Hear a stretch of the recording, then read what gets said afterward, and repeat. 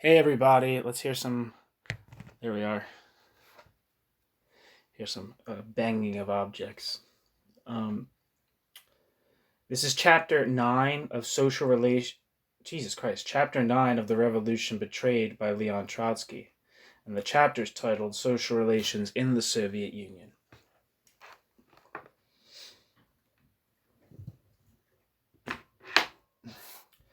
In the industries, state ownership of the means of production prevails almost universally.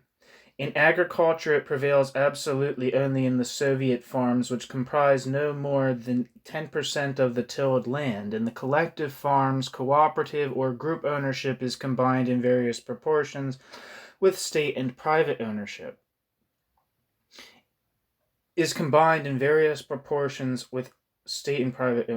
Cooperative or group ownership is combined in various proportions with state and private ownership. The land, although legally belonging to the state, has been transferred to the collectives for, quote, perpetual use, which differs little from group ownership. The tractors and elaborate machinery belong to the state. The smaller equipment belongs to the collectives. Each collective farmer, moreover, carries on individual agriculture. Finally, more than 10% of the peasants remain individual farmers. According to the census of 1934, 28.1% of the population were workers and employees of state enterprises and institutions. Industrial and building trades workers, not including their families, amounted to 1935 to 7.5 million. The collective farms and cooperative crafts comprised at the time of the census 45.9% of the population. Students, soldiers of the Red Army, pensioners, and other elements directly dependent upon the state made up 3.4%. Altogether, 74% of the population belonged to the, quote, socialist sector, and 95.8% of the basic capital of the country fell to the share of this 74%. Individual peasants and craftsmen still comprised in 1934 22.5%, but they had possession of only a little more than 4% of the national capital. Since 1934, there has been no census. The next census will be in 1937. Undoubtedly, however, during the last 2 years, the private enterprise sector has shrunk still more in favor of the, quote, socialists. Individual peasants and craftsmen, according to the calculations of official economists, now constitute about 10% of the population, that is, about 17 million people. Their economic importance has fallen very much lower than their numbers. Secretary of the Central Committee, Andreev, announced in April 1936, quote, the relative weight of socialist production in our country in 1936 ought to reach 98.5%. That is to say, something like an insignificant 1.5% still belongs to the non-socialist sector, end quote. These optimistic figures seem at first glance an unanswerable proof of the, quote, final and irrevocable, end quote, victory of socialism, but woe to him who cannot see social reality behind arithmetic. The figures themselves are arrived at with some stretching. It is sufficient to point out that the private allotment alongside the collective farms are entered under the, quote, socialist sector. However, that is not the crux of the question. The enormous and wholly indubitable statistical superiority of the state and collective forms of economy, important though it is for the future, does not remove another and no less important question, that of the strength of bourgeois tendencies within the, quote, socialist sector itself, and this not only in agriculture but in industry. The material level already attained is high enough to awaken increased demands and all but wholly insufficient to satisfy those demands. Therefore, the very dynamic of economic progress involves an awakening of petty bourgeois appetites not only among the peasants and representatives of, quote, intellectual labor, but also among upper circles of the proletariat.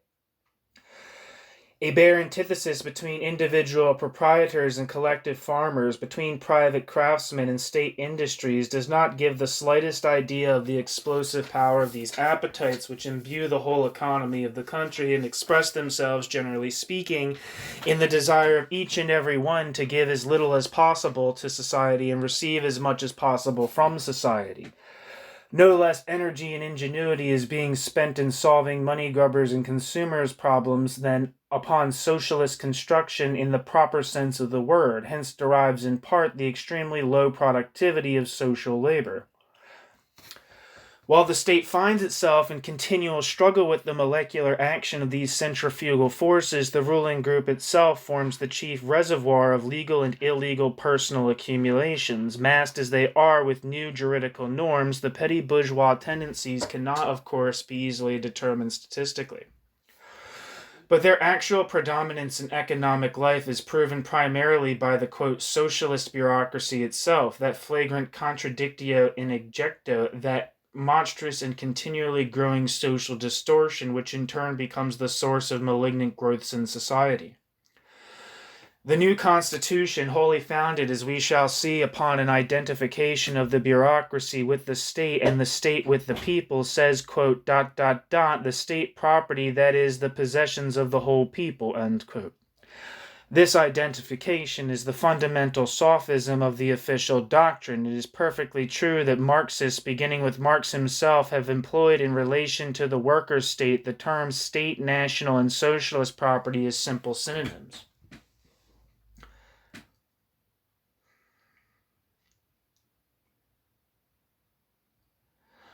On a large historical scale, such a mode of speech involves no special inconveniences, but it becomes the source of crude mistakes and of downright deceit when applied to the first and still unassured stages of the development of a new society, and moreover isolated and economically lagging behind the capitalist countries.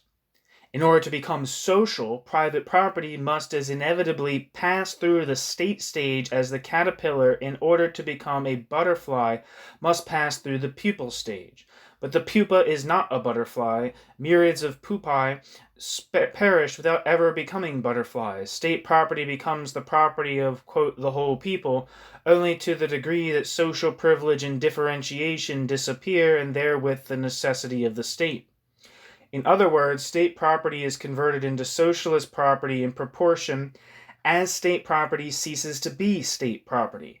And the contrary is true. The higher the Soviet state rises above the people, and the more fiercely the Soviet state opposes itself as the guardian of property to the people as its squanderer, the more obviously does it testify against the socialist character of this state property. Quote, we are still far from the complete abolition of classes, end quote, confesses the official press, referring to the still existing differentiation of city and country, intellectual and physical labor.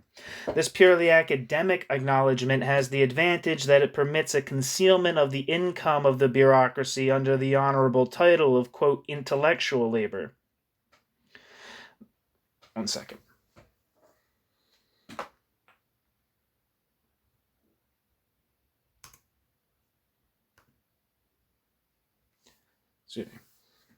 This purely academic acknowledgement has the advantage that it permits a concealment of the income of the bureaucracy under the honorable title of, quote, intellectual labor.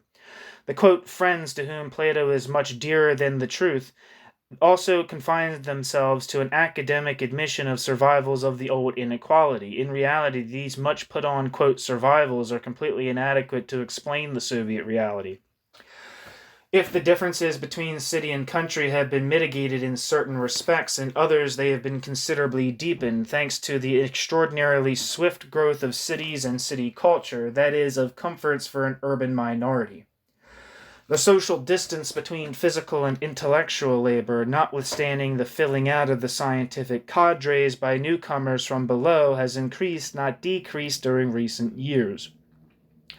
The 1,000-year-old caste barriers defining the life of every man on all sides, the polished urbanite and the uncouth music, the wizard of science and the day laborer, have not just been preserved from the past in a more or less softened form, but have to a considerable degree been born anew and are assuming a more and more defiant character.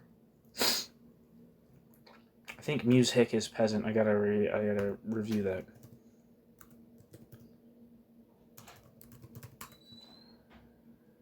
Yeah, music is a Russian peasant. Muzhik. Variants of, or less commonly, mujik or mujik. All right.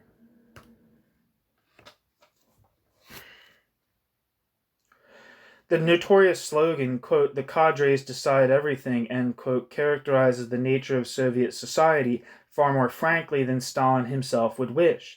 The cadres are in their very essence the organs of domination and command. A cult of, quote, cadres means above all a cult of bureaucracy, of officialdom, and aristocracy of technique.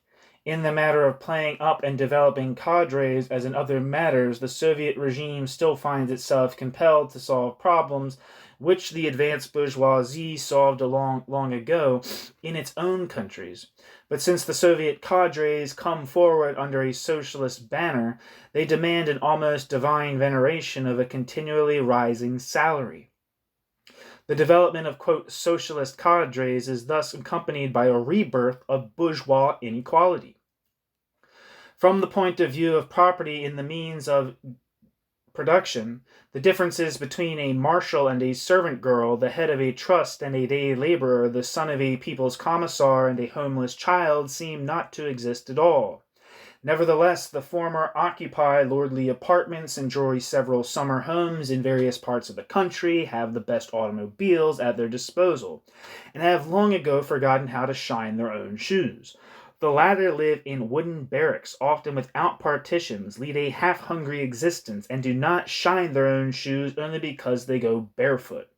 To the bureaucrat, this difference does not seem worthy of attention. To the day laborer, however, it seems not without reason very essential. The superficial, quote, theoreticians can comfort themselves, of course, that the distribution of wealth is a factor secondary to its production. The dialectic of interaction, however, retains here all its force. The destiny of the state-appropriated means of production will be decided in the long run according as these differences in personal existence evolve in one direction or the other. If a ship is declared collective property, but the passengers continue to be divided into first, second, and third class, it is clear that for the third-class passengers, differences in the conditions of life will have infinitely more importance than the juridical change in proprietorship. The first-class passengers, on the other hand, will propound together with their coffee and cigars that the thought that collective ownership is everything and a comfortable cabin nothing at all. Antagonisms growing out of this may well explode the unstable collective. The Soviet press relates with satisfaction how a little boy in the Moscow Zoo, receiving to his question, quote, "Whose is the elephant?" the answer, quote, "The state's," made the immediate inference, quote, "That means it's a little bit mine too," end quote.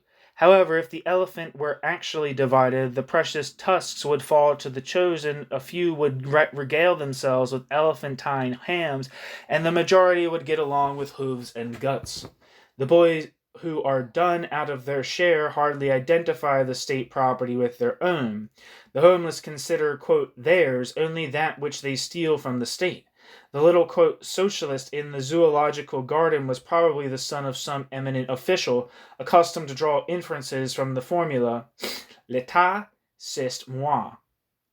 That is a reference to Louis XIV, the Sun King, when he said, "I am the state." I think it's like, if you're trying to just copy the grammar, I think it's "L'État, c'est moi," is the state, I am. I'm not sure. Maybe "c'est" means something else. If we translate socialist relations for illustration into the language of the market, we may represent the citizen as a stockholder in a company which owns the wealth of the country. If the property belongs to all the people, that would presume an equal distribution of, quote, shares, and consequently a right to the same dividend for all, quote, shareholders. The citizens participate in the national enterprise, however, not only as, quote, shareholders, but also as producers. On the lower stage of communism, which we have agreed to call socialism, payments for labor are still made according to bourgeois norms, that is, dependence, like not independence, but independence, upon scale intensity, etc.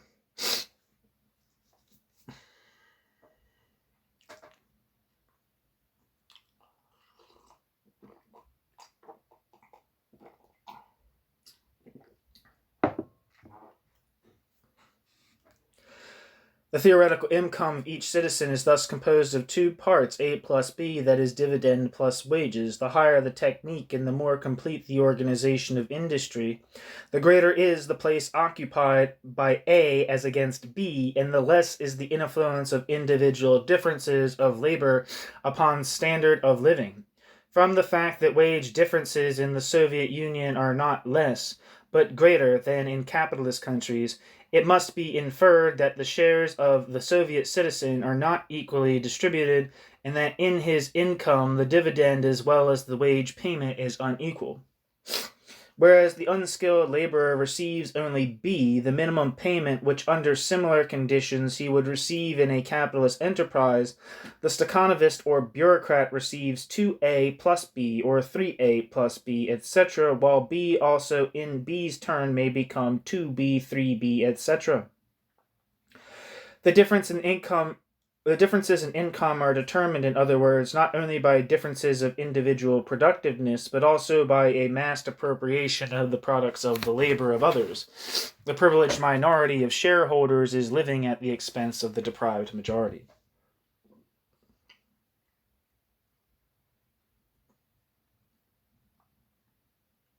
If you assume that the Soviet unskilled worker receives more than the Soviet unskilled worker would under a similar level of technique and culture in a capitalist enterprise, that is to say, that the Soviet unskilled worker is still a small shareholder, it is necessary to consider the Soviet unskilled worker's wages as equal to A plus B.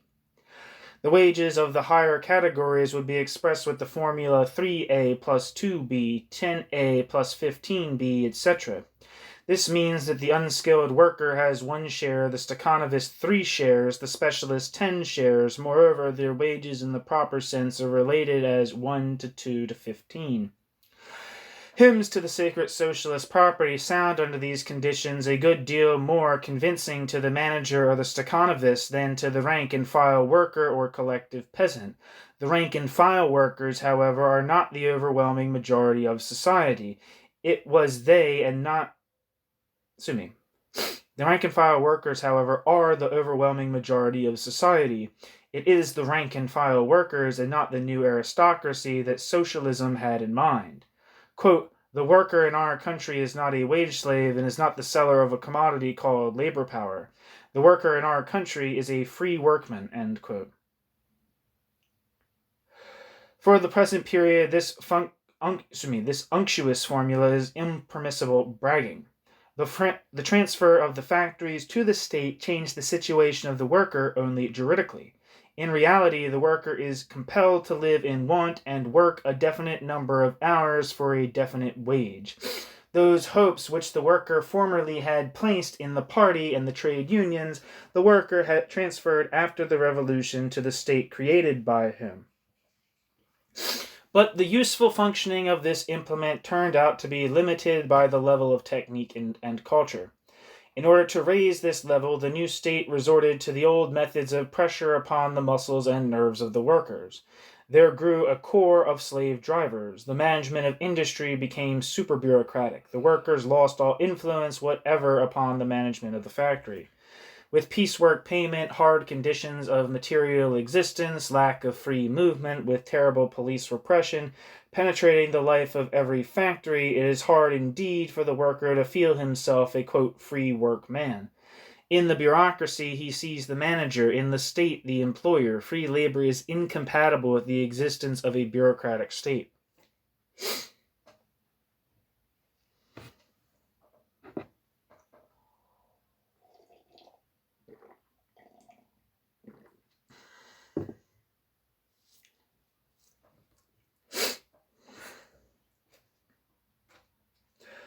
With the necessary changes, what has been said above relates also to the country. According to the official theory, collective farm property is a special form of socialist property. Pravda writes that the collective farms, quote, are in essence already of the same type as the state enterprises and are consequently socialistic, end quote. But immediately adds that the guarantee of the socialist development of agriculture lies in the circumstance that, quote, the Bolshevik Party administers the collective farms, end quote. Pravda refers us, that is, from economics to politics. This means, in essence, that socialist relations are not as yet embodied in the real relations among men, but dwell in the benevolent heart of the authorities. The workers will do very well if they keep a watchful eye on that heart. In reality, the collective farms stand halfway between individual and state economy, and the petty bourgeois tendencies within them are admirably helped along by the swiftly growing private allotments or personal economies conducted by the collective farms members. Notwithstanding the fact that individual tilled land amounts to only 4 million hectares, as against 108 million collective hectares, that is, less than 4%, thanks to the intensive and especially the truck garden cultivation of this kind, it furnishes the peasant family with the most important objects of consumption. The main body of horned cattle, sheep, and pigs is the property of the collective farmers and not of the collectives. The peasants often convert the peasants' subsidiary farms into essential farms, letting the unprofitable collectives take second place. On the other, those collectives which pay highly for the working day are rising to a higher social level and creating a category of well-to-do farmers. The centrifugal tendencies are not yet dying, but on the contrary are growing stronger. In any case, the collectives have succeeded so far in transforming only the juridical forms of economic relations in the country, in particular the methods of distributing income. But they have left almost without change the old hut and vegetable garden, the barnyard chores, the whole rhythm of heavy music labor. Like we said earlier, music means peasant. To a considerable degree, they have left also the old attitude to the state. The state no longer, to be sure, serves the landlords or the bourgeoisie. Shit. 1 second.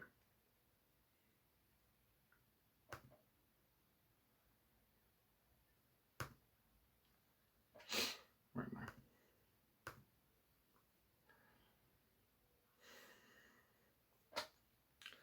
To a considerable degree, they have left also the old attitude to the state. The state no longer, to be sure, serves the landlords or the bourgeoisie, but it takes away too much from the villages for the benefit of the cities, and it retains too many greedy bureaucrats. For the census to be taken on January 6, 1937, the following list of social categories has been drawn up: worker, clerical worker, collective farmer, individual craftsman, member of the liberal professions, minister of religion, other non-laboring elements. According to the official commentary, this census list fails to include any other social characteristics only because there are no classes in the Soviet Union. In reality, the list is constructed with the direct intention of concealing the privileged upper strata and the more deprived lower depths. The real divisions of Soviet society, which should and might easily be revealed with the help of an honest census, are as follows: heads of the bureaucracy, specialists, etc., living in bourgeois conditions, medium and lower strata, on the level of the petty bourgeoisie, worker and collective farm aristocracy, approximately on the same level, medium working mass, medium stratum of collective farmers, individual peasants and craftsmen, lower worker and peasant strata passing over into the lumpen proletariat, homeless children, prostitutes, etc.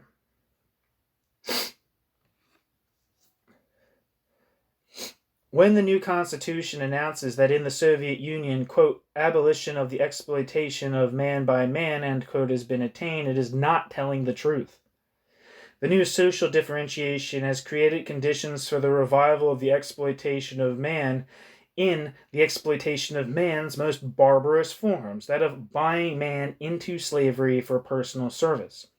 In the list for the new census, personal servants are not mentioned at all. Personal servants are evidently to be dissolved in the general group of, quote, workers. There are, however, plenty of questions about this. Does the socialist citizen have servants, and just how many? Maid, cook, nurse, governess, chauffeur. Does he have an automobile at his personal disposal? How many rooms does he occupy, etc.? Not a word in these lists about the scale of earnings. If the rule were revived that exploitation of the labor of others deprives one of political rights, it would turn out somewhat unexpectedly that the cream of the ruling group are outside the bounds of the Soviet Constitution. Fortunately, they have established a complete equality of rights, ... for servant and master.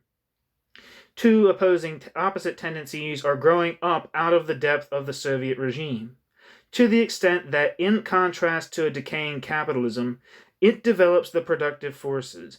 It is preparing the economic basis for socialism.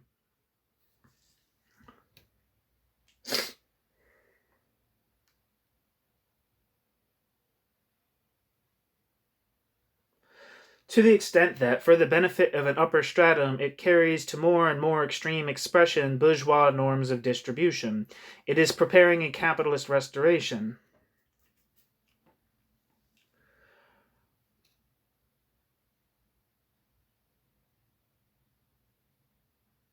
This contrast between forms of property and norms of distribution cannot grow indefinitely. Either the bourgeois norm must in one form or another spread to the means of production, or the norms of distribution must be brought into correspondence with the socialist property system. The bureaucracy dreads the exposure of this alternative. Everywhere and at all time, in the press, in speeches, in statistics, in the novels of its littérateurs, in the verses of its poets, and finally in the text of the new constitution, it painstakingly conceals the real relations both in town and country, with abstractions from the socialist dictionary. This is why the official ideology is also lifeless, talentless, and false.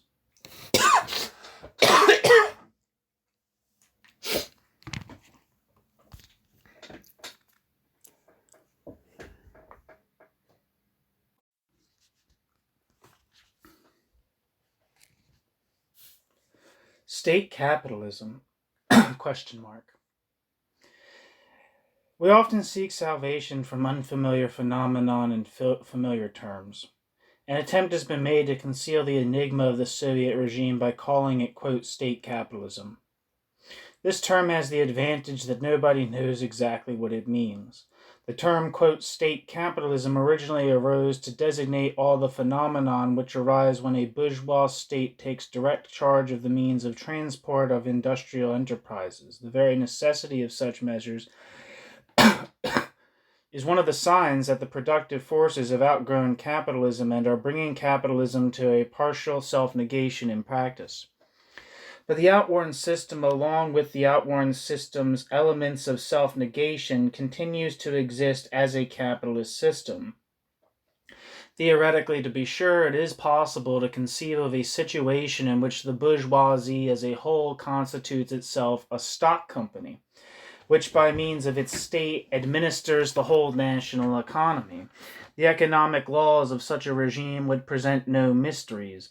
A single capitalist, as is well known, receives in the form of profit not the part of the surplus value which is directly created by the workers of his own enterprise, but a share of the combined surplus value created throughout the country proportionate to the amount of his own capital. Under an integral, quote, state capitalism, this law of the equal rate of profit would be realized not by devious routes, that is, competition among different capitals, but immediately and directly through state bookkeeping. Such a regime never existed, however, and because of the profound contradictions among the proprietors themselves, never will exist. The more so, since in its quality of universal repository of capitalist property, the state would be too tempting an object for social revolution. During the war, and especially during the experiments in fascist economy, the term, quote, state capitalism has oftenest been understood to mean a system of state interference and regulation. The French employ a much more suitable term for this, etatism. Etatism. It's weird because it's like etat, but I guess it's I guess you pronounce the T in this situation. There are undoubtedly points of contact between state capitalism and, quote, stateism, but taken as systems, they are opposite rather than identical. State capitalism means the substitution of state property for private property, and for that very reason remains partial in character. Statism, no matter where, in Italy, Mussolini, in Germany, Hitler, in America, Roosevelt, or in France, Leon Blum, means state intervention on the basis of private property. and with the goal of preserving private property. Whatever be the programs of the government, statism inevitably leads to a transfer of the damages of the decaying system from strong shoulders to weak. It, quote, rescues the small proprietor from complete ruin only to the extent that his existence is necessary for the preservation of big property. The planned measures of statism are dictated not by the demands of a development of the productive forces, but by a concern for the preservation of private property at the expense of the productive forces which are in revolt against it. Statism means applying brakes to the development of techniques supporting unviable enterprises, perpetuating parasitic social strata. In a word, statism is completely reactionary in character. The words of Mussolini, quote, 3/4 of Italian economy, industrial and agricultural, is in the hands of the state, end quote, May 26, 1934, are not to be taken literally. The fascist state is not an owner of enterprises, but only an intermediary between enterprise owners. These two things are not identical. Quote, Popolo d'Italia says on this subject, quote, the corporate state directs and integrates the economy, but does not run it, which with a monopoly of production would be nothing but collectivism, end quote, June 11th, 1936. Toward the peasants and small proprietors in general, the fascist bureaucracy takes the attitude of a threatening lord and master. Toward the capitalist magnates, that of a first plenipotentiary. Quote, the corporative state, correctly writes the Italian Marxist Feroci, quote, is nothing but the sales clerk of monopoly capital. ... Mussolini takes upon the state the whole risk of the enterprises, leaving to the industrialists the profits of exploitation, end quote. And Hitler in this respect follows in the steps of Mussolini. The limits of the planning principle, as well as the planning principle's real content, are determined by the class dependence of the fascist state. It is not a question of increasing the power of man over nature in the interest of society, but of exploiting society in the interest of the few. Quote, if I desired, quote, boasts Mussolini, quote, to establish in Italy, which really has not happened, state capitalism or state socialism, I should possess today all the necessary and adequate objective conditions, end quote. All except one, the expropriation of the class of capitalists. In order to realize this condition of the expropriation of the class of capitalists, fascism would have to go over to the other side of the barricades, quote, which really has not happened, end quote. To quote the hasty assurance of Mussolini, and of course will not happen. To expropriate the capitalists would require other forces, other cadres, and other leaders. The first concentration of the means of production in the hands of the state to occur in history was achieved by the proletariat with the method of social revolution, and not by capitalists with the method of state trustification.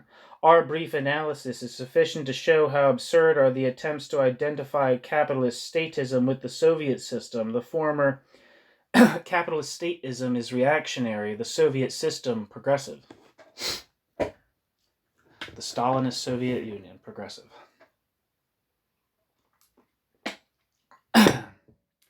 2. Is the bureaucracy a ruling class? ? Classes are characterized by their position in the social system of economy and primarily by the class's relation to the means of production. In civilized societies, property relations are validated by laws. The nationalization of the land, the means of industrial production, transport, and exchange, together with the monopoly of foreign trade, constitute the basis of the Soviet social structure. Through these relations, established by the proletarian revolution, the nature of the Soviet Union as a proletarian state is for us basically defined. In its intermediary and regulating function, its concern to maintain social ranks and its exploitation of the state apparatus for personal goals, the Soviet bureaucracy is similar to every other bureaucracy, especially the fascist. But it is also in a vast different way. In no other regime has a bureaucracy ever achieved such a degree of independence from the dominating class. In bourgeois society, the bureaucracy represents the interest of a possessing and educated class, which has at its disposal innumerable means of everyday control over its administration of affairs. The Soviet bureaucracy has risen above a class which is hardly emerging from destitution and darkness and has no tradition of dominion or command. Whereas the fascists, when the fascists find themselves in power, are united with the big bourgeoisie by bonds of common interest, friendship, marriage, etc., the Soviet bureaucracy takes on bourgeois customs without having beside it a national bourgeoisie. In this sense, we cannot deny that it is something more than a bureaucracy. It is, in the full sense of the word, the sole privileged and commanding stratum in the Soviet society.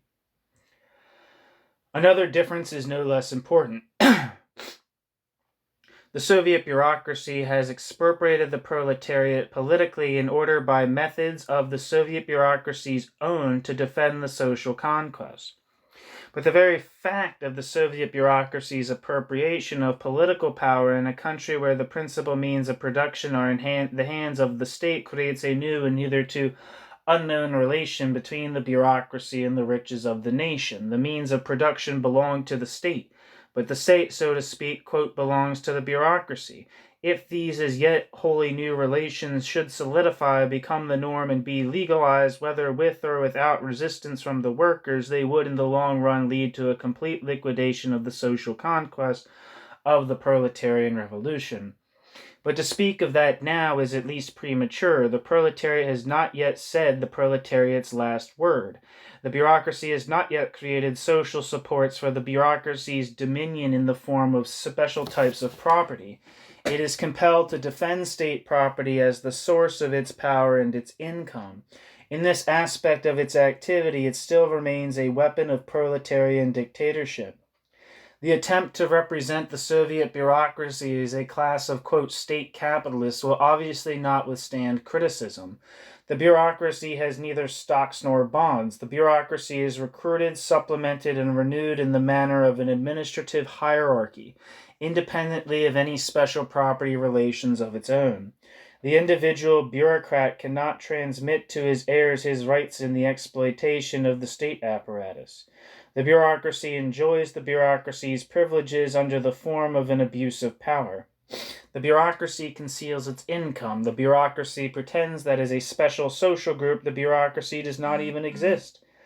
The bureaucracy's appropriation of a vast share of the national income has the character of social parasitism. All this makes the position of the commanding Soviet stratum in the highest degree contradictory, equivocal, and undignified, notwithstanding the completeness of the commanding Soviet stratum's power and the smoke screen of flattery that conceals that power. Bourgeois society has, in the course of bourgeois society's history, displaced many political regimes and bureaucratic castes without changing its social foundations. It has preserved itself against the restoration of feudal and guild relations by the superiority of its productive methods. The state power has been able either to cooperate with capitalist development or put brakes on capitalist development, but in general the productive forces, upon a basis of private property and competition, have been working out their own destiny. In contrast to this, the property relations which issued from the socialist revolution are indivisibly bound up with the new state as their repository. The predominance of socialist over petty bourgeois tendencies is guaranteed not by the automatism of the economy. We are still far from that, but by political measures taken by the dictatorship. The character of the economy as a whole thus depends on the character of the state power.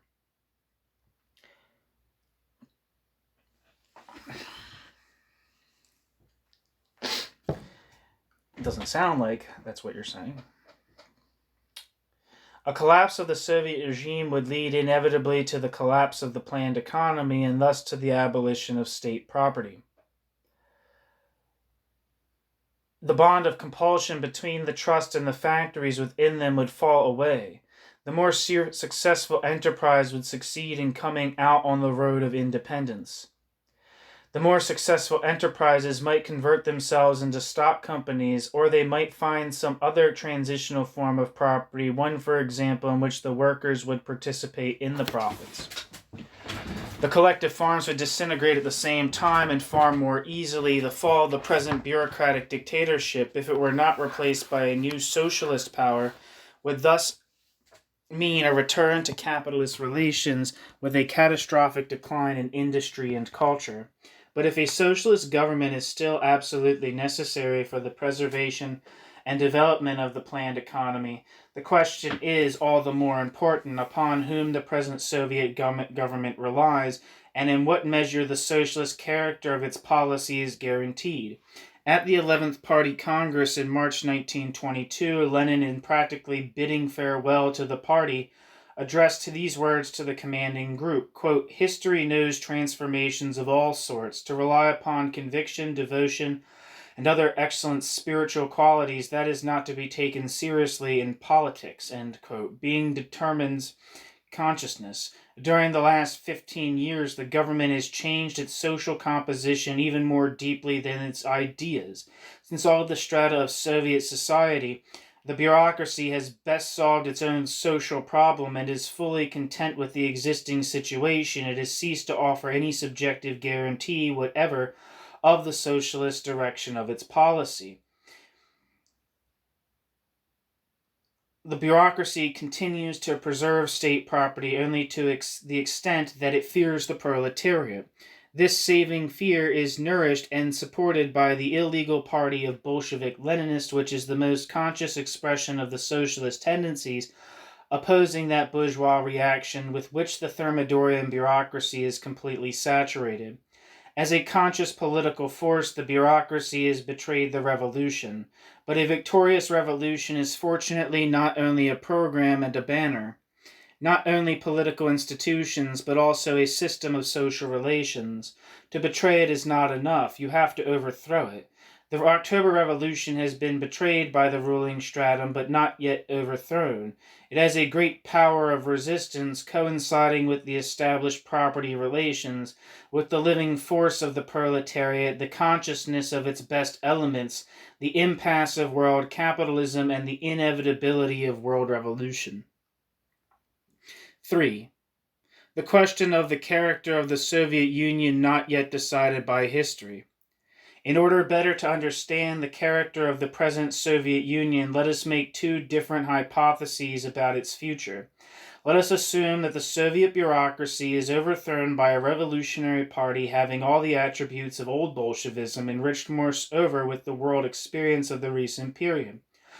Such a party would begin with the restoration of democracy in the trade unions and the Soviets. It would be able to and would have to restore freedom of Soviet parties.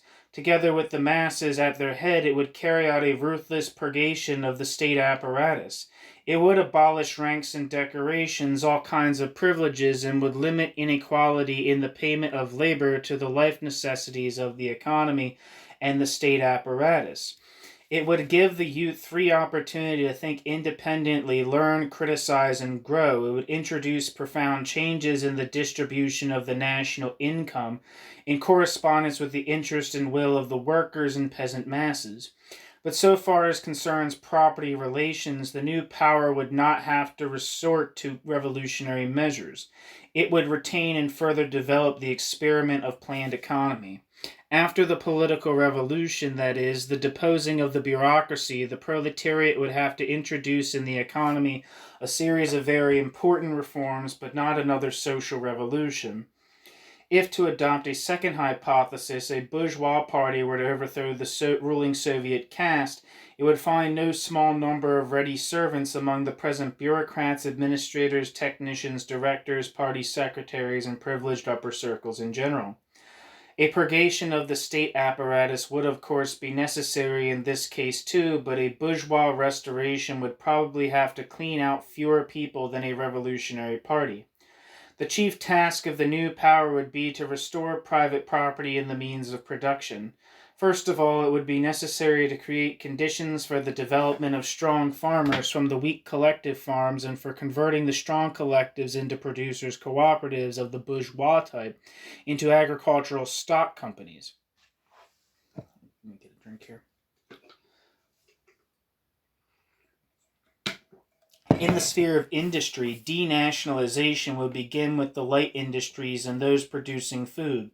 The planning principle would be converted for the transitional period into a series of compromises between state power and individual, quote, corporations, potential proprietors, that is, among the Soviet captains of industry. The émigré former proprietors and foreign capitalists, notwithstanding that the Soviet bureaucracy has gone far toward preparing a bourgeois restoration, the new regime would have to introduce in the matter of forms of property and methods of industry not a reform but a social revolution. Let us assume, to take a third variant, that neither a revolutionary nor a counter-revolutionary party seize power. The bureaucracy continues at the head of the state. Even under these conditions, social relations will not gel. We cannot count upon the bureaucracy's peacefully and voluntarily renouncing itself in behalf of socialist equality. If at the present time, notwithstanding the two obvious inconveniences of such an operation, it is considered it possible to introduce ranks and decorations, it must inevitably in future stages seek support for itself in property relations. One may argue that the big bureaucrat cares little what are the prevailing forms of property, provided only they guarantee him the necessary income.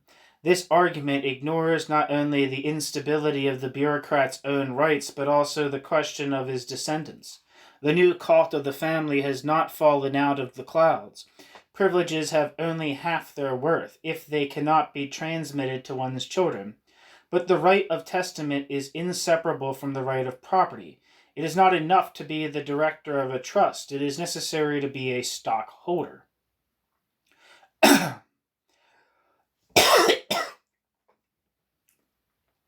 The victory of the bureaucracy in this decisive sphere would mean its conversion into a new possessing class. On the other hand, the victory of the proletariat over the bureaucracy would ensure a revival of the socialist revolution. The third variant consequently brings us back to the two first, with which, in the interest of clarity and simplicity, we set out. Not. Sorry. There's a new section here, marked off by 3 dots. To define the Soviet regime as transitional or intermediate means to abandon such finished social categories as capitalism, and therewith, quote, state capitalism and also socialism. But besides being completely inadequate in itself, such a definition is capable of producing the mistaken idea that from the present Soviet regime only a transition to socialism is possible. In reality, a backslide to capitalism is wholly possible. A more complete definition will of necessity be complicated and ponderous. The Soviet Union is a contradictory society halfway between capitalism and socialism, in which A, the productive forces are still far from adequate to give the state property a socialist character. B, the tendency toward primitive accumulation created by want breaks out through innumerable pores of the planned economy. C, norms of distribution preserving a bourgeois character lie at the basis of a new differentiation of society. D, the economic growth, while slowly bettering the situation of the toilers, promotes a swift formation of privileged strata. E, exploiting the social antagonisms, a bureaucracy has converted itself into an uncontrolled caste alien to socialism. F, the social revolution betrayed by the ruling party still exists in property relations and in the consciousness of the toiling masses. G, a further development of the accumulating contradictions can as well lead to socialism as back to capitalism. H, on the road to capitalism, the counter-revolution would have to break the resistance of the workers. I, on the road to socialism, the workers would have to overthrow the bureaucracy. In the last analysis, the question will be decided by a struggle of living social forces, both on the national and world arena. Doctrinaires will doubtless not be satisfied with this hypothetical definition. Doctrinaires would like categorical formulae. Yes, yes, and no, no. Sociological problems would certainly be simpler if social phenomenon had always a finished character. There's nothing more dangerous, however, than to throw out of reality, for the sake of logical completeness, elements which today violate our scheme and tomorrow may wholly overturn it. In our analysis, we have above all avoided doing violence to dynamic social formations which have had no precedent and have no analogies. The scientific task, as well as the political, is not to give a finished definition to an unfinished process, but to follow all its stages, separate its progressive from its reactionary tendencies, expose their mutual relations, foresee possible variants of development, and find in this foresight a basis for action. Thanks for listening.